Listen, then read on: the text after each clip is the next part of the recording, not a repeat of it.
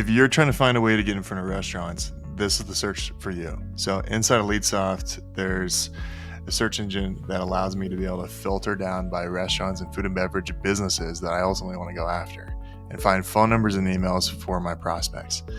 How I begin is just simply by going up into industry, and I could filter by restaurant.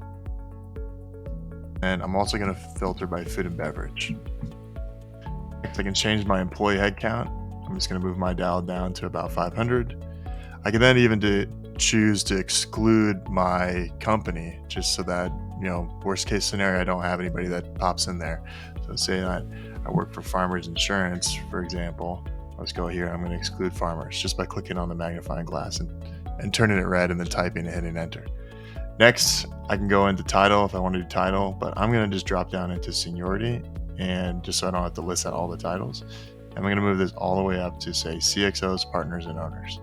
Next, I'm going to filter by location. Now, again, I can filter by state, county, town, city, all the things there. So for this exercise, I'm just going to go in here and type in California, the whole state.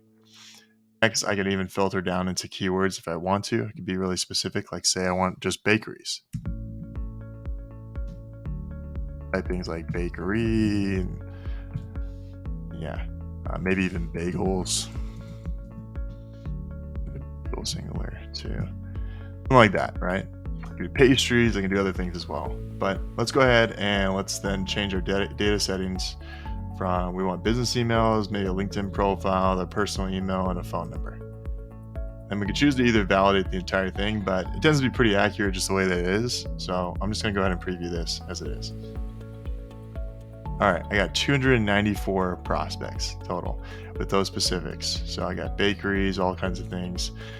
If I take these out, for instance, if I just want to open it up, let's just go ahead and preview again.